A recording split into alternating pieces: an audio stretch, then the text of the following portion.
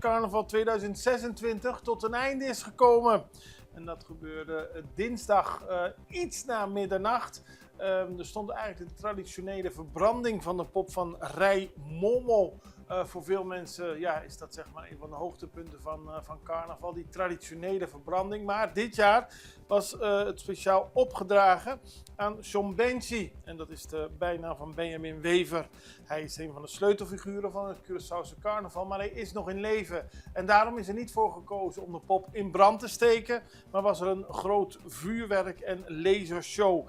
En dat betekent het einde van de Marcha di Despedida. Dat betekent het einde van het carnavalseizoen. En dat betekent voor heel veel mensen weer even terug naar het normale leven. Maar het was een mooi carnaval.